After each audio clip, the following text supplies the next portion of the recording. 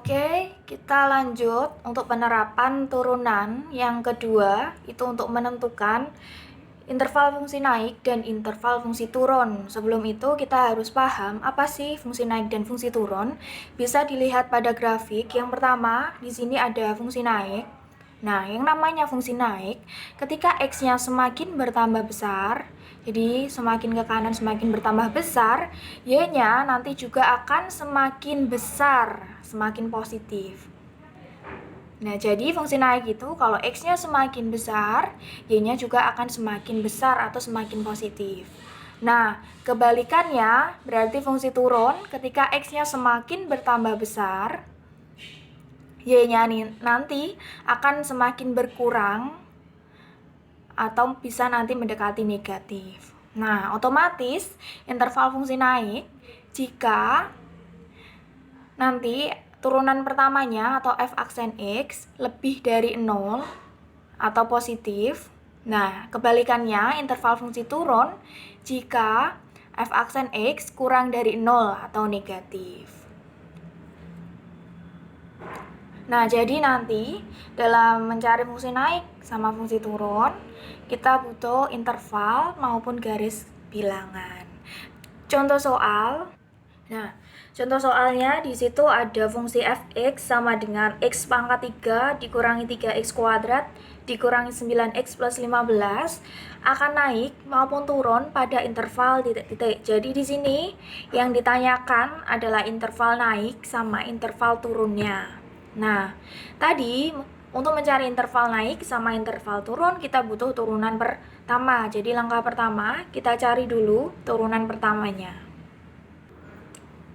Nah, di sini fx kita turunkan. Jadi x pangkat 3 turunannya 3x kuadrat. Min 3x kuadrat turunannya min 6x. Min 9x turunannya min 9. Nah, ketika kita sudah menemukan turunan pertama, selanjutnya f aksen x kita sama dengankan dengan 0. Jadi, di sebelah kanan kita sama dengankan 0. Fungsinya untuk mencari interval-interval fungsi. Nah, sama dengan kita tulis lagi 3x kuadrat min 6x min 9. Nah, di sini kita menemukan persamaan kuadrat. Jadi, bisa kita faktorkan. Nah, sebelum difaktorkan agar lebih mudah, kita bisa membagi semuanya dengan 3. Jadi, ini bisa kita bagi 3. Jadi, x kuadrat min 6x dibagi 3 min 2x min 9 dibagi 3 min 3 sama dengan 0. Tinggal difaktorkan. X kuadrat min 2x min 3 kita faktorkan. Jadi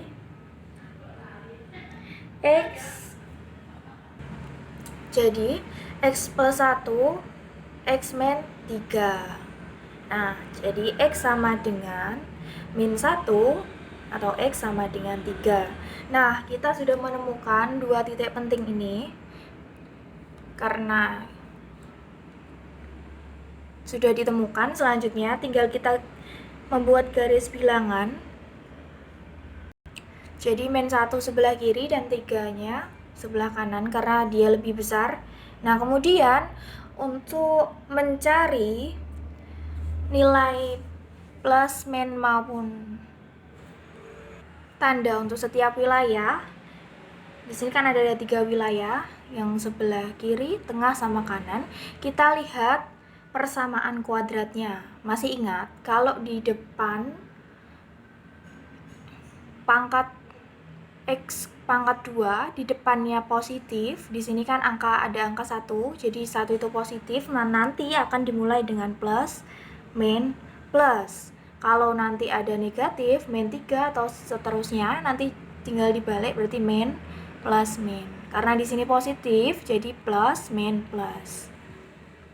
Ingat, positif tadi berarti fungsinya naik. Kalau negatif, tadi fungsinya turun. Positif berarti naik lagi. Nah, dari sini sudah terlihat berarti interval fungsi naik adalah yang positif. Jadi interval fungsi naik kita pilih yang positif.